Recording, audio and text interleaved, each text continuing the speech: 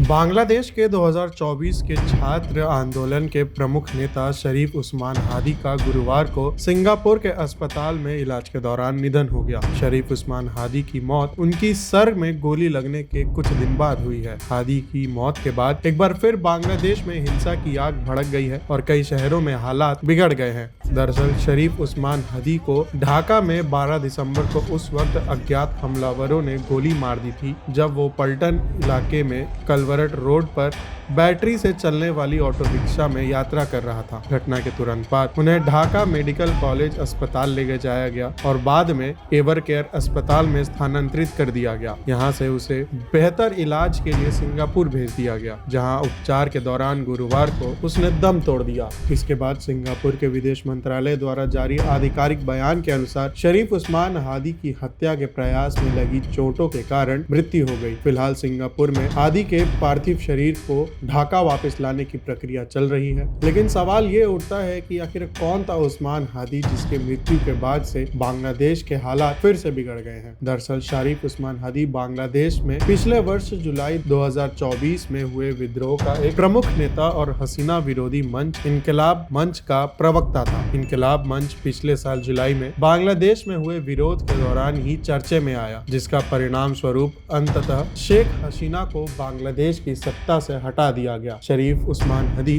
फरवरी में होने वाले आगामी चुनावों में उम्मीदवार था और हमले के समय ढाका 8 निर्वाचन क्षेत्र से स्वतंत्र उम्मीदवार के रूप में चुनाव प्रचार कर रहा था। इसे लेकर मुख्य सलाहकार मोहम्मद यूनुस ने राष्ट्र को संबोधित करते हुए कहा कि आज मैं आपके सामने बेहद दुखद खबर लाया हूँ। जुलाई विद्रोह के निडर अग्रिम पंक्ति के लड़के और इनकलाब मंच के प्रवक्ता शरीफ उस्मान हादी अब हमारे बीच नहीं रहे। यूनुस ने एक दिन के राजकीय शोक की घोषणा करते हुए गोलीबारी के संदिग्ध को पकड़ने और कार्रवाई करने का वादा किया है। मोहम्मद यूनुस ने आगे कहा, मैं सभी नागरिकों से विनम्रता पूर्वक अपील करता हूँ, धैर्य और संयम बनाए रखें। हादी पराजित ताकतों और फांसीविदी आतंकवादियों का दुश्मन था, जो अपदस्थ प्रधानमंत्री शेख हसीना की अब भंग हो चुकी है आवामी लीग पर एक कटाक्ष था। आपको बता दें कि मोहम्मद यूनुस की खालिस्तानी का खामियाजा अब बांग्लादेश के प्रत्यक्ष तौर पर देखने लगा है। एक बार फिर से देश के विभिन्न हिस्सों में हिंसा और उपद्रव का आलम है। राजधानी ढाका एक बार फिर से हिंसक गतिविधियों का अखाड़ा बन गया है। धान मंडी 32 इलाके में भी उस्मान हादी की मौत के बाद एक बार फिर हिंसा भड़क गई है। ये इलाका देश के संस्थापक शेख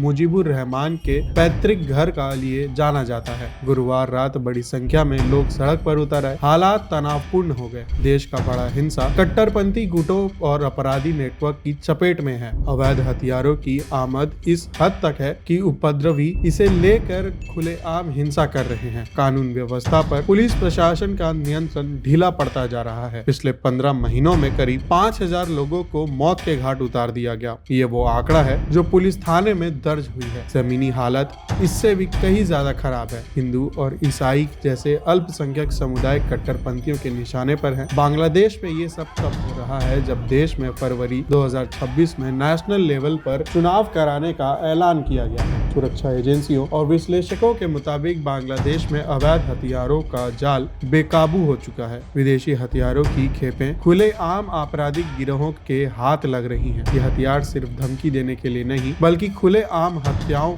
और हमलों में इस्तेमाल हो रहे हैं। हाल ही में पानबा के इशुर्दी इलाके में बांग्लादेश नेशनलिस्ट पार्टी यानी बीएनपी के एक नेता की गोली मारकर हत्या कर दी गई। ढाका में इनकलाब मंच के प्रवक्ता उस्मान हादी के सर में गोली मार गई। इलाज के दौरान ही हादी की मौत हो गई थी। इसके बाद बांग्लादेश के हालात और बेकाबू हो चुके हैं।